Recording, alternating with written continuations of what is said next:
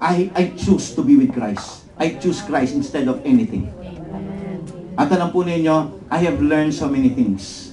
Bagamat ang ating Panginoong Jesus ay sumasagot sa paraan na hindi ko inaasahang dapat niya akong sagutin.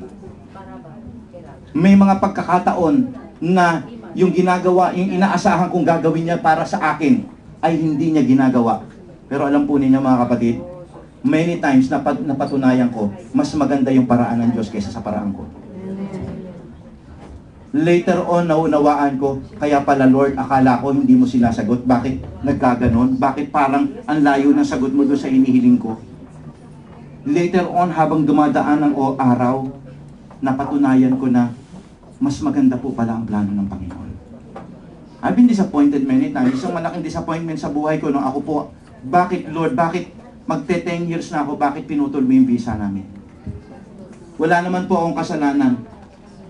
Actually, may mga kasalanan po doon, yung ibang mga in-sponsoran nung aking nag-sponsor sa amin. Na in-sponsoran niya mga overstay. Ako hindi po ganoon. Lord, bakit ganoon? Ang tagal ko na rito sa Japan. Ang masakit, ilang buwan na lang pwede na po ako mag-apply ng EduChem, ng permanent visa. Pero ang ginawa sa amin ay pinutulan kami ng visa. Pinauwi kami buong pamilya. Lord, bakit? Ang pagkatapos po nun, nagkaroon pa ng problema dito sa church natin. Lord, bakit? I was crying. Lord, bakit hindi ka gumawa ng paraan? Gawa ka ng paraan, Panginoon. And para pong, alam po na Sister Loy niyo, I was disappointed. Pero alam po ninyo, sinabi ko sa aking sarili, pero Lord, alam ko mas nalalaman mo. Mananatili ako at magtitiwala ako sa iyo, Panginoon. Hindi ako gagawa ng bagay na labas sa kagustuhan mo, Panginoon. Mananatili ako. Alam kong mas maganda ang plano mo kaysa sa inaasahan kong plano. And you know what, mga kapatid ko? Nanatili lamang po ako doon.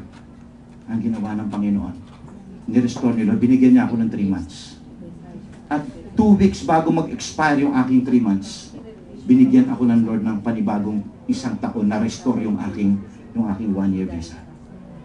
At pagkatapos po noon, the rest is history. Ang church po muling lumaki, nag-expand. At marami pong mga victory na binigay sa atin ng Panginoon. At purihin po ang Diyos. Alam po ninyo, sabi ko nga, Panginoon, ngayon ko pagka binabalikan ko, alam ko kung bakit ganun mo pinaraan ang aming buhay. Kaya gusto ko pong isipin po natin mga kapatid. Maaari na di-disappoint ka ngayon, pero I want you to choose Jesus, the Christ. Instead, Jesus Barabbas. Amen? Alam ko, disappointed ka. Alam ko, minsan nandun na you're almost quitting, you're deciding on your own. But, masasabi ko sa kapatid, wag. Don't choose to crucify Christ. But choose Christ instead, in spite of your disappointment. Then, these people made their verdict. Sabi nila, crucify him. Tuloy po natin yung storya. When Pilate saw that he was getting nowhere, but that instead an uproar was starting, he took water, sabi niya gano'n, hindi na niya mapigil ang mga tao. Ang ginawa na niya, tinawag niya yung kanyang alipin, sabi niya, sa harapan ng mga tao, hinugasan niya ang kanyang kamay. Ito'y pagpapakita na hindi iyon galing sa kanyang desisyon. Okay? Inilalayo niya ang sarili niya. Okay? Sa desisyon ng mga tao, the people's choice.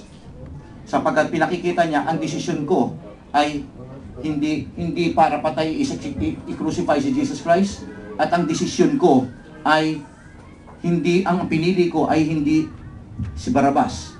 So, nilayo niya, nagugas po siya ng kamay. Sabi po niya ganito, tingnan po ninyo yung sagot ni Pilate. Okay? After he washed the hands in front of the crowd, sabi niya, I am innocent of this blood, of this man's blood. Okay? Natawa ako rito bigla eh. You know why? Instead na declare niya, this man is innocent. Sabi niya, I am innocent. Handyan ba kayo? Okay? Naghugas ng kamay si Pilato. He has the power to say this man is innocent. Ano sabi niya ganun? Pagkahugas niya ng kamay, I am innocent. I am sorry. Alright? And listen, pagkatapos po ng mga ganong pagkakataon, sinabi niya siya yung inosente. Kaya alam po ninyo na, natawa ako sapagkat alam ko marami ring mga tao, Kristiyano man o hindi, ang parang pareho ni Pilato, ano? Minsan, sinasabi natin, Lord, kaya ako lang naman nagawa itong ganitong bagay kasi para alang-alang sa aking anak o alang-alang sa ganito. Kaya naman ako lagi, Lord, sa totoo lang, ayoko eh, pero napilitan lang ako. Andyan ba kayo? Okay? Ayan ang tinatawag na naghuhugas ka pa ng kamay. Okay? Pero tandaan natin, gaano man sabihin natin tayo ay inosente, at gaano mang hugas ang gawin mo, lagyan mo man ng safeguard dyan, sasabihin mo malinis na ang aking konsensya. Okay? Iyan po ay kasalanan pa rin. Amen? Because why? Hindi ka nagtumayo sa sarili mong conviction. Yun ang problema dito ni Pilato. Tingnan po natin. Tuloy po natin. Sabi niya ganon, I am innocent of this man's blood, he said. It is your responsibility. All the people answered, let his blood be on us and on our children. Then he released Barabbas to them, but he had Jesus flogged and handed them over to be crucified.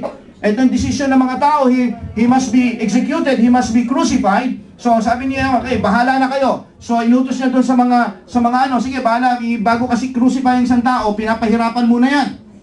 Okay, yung ibig sabihin ng flood, pinahirapan. He was punished. Si Jesus Christ po dinala po doon sa scourge, sa pillar.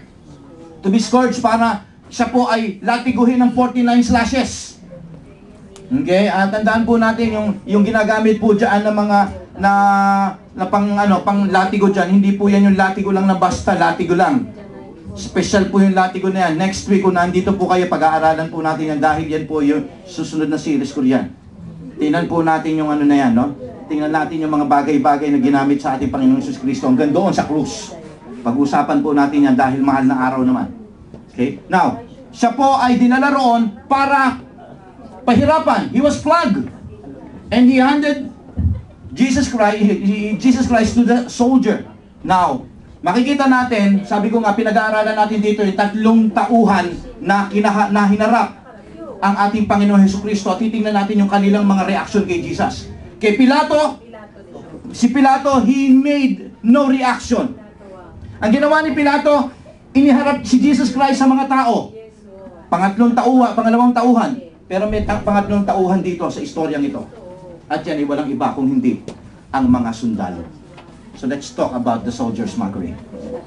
Sabi po ron sa verse 27. Okay? Sabi po doon, when the governor soldier took Jesus into praetorium, okay, yung praetorium po, it's a big hall, open hall po yan. Okay? And gathered the whole company of the soldiers around him, they stripped him and put a scarlet robe on him. Listen to this. Si Jesus Christ, nag-iisa, tama po ba?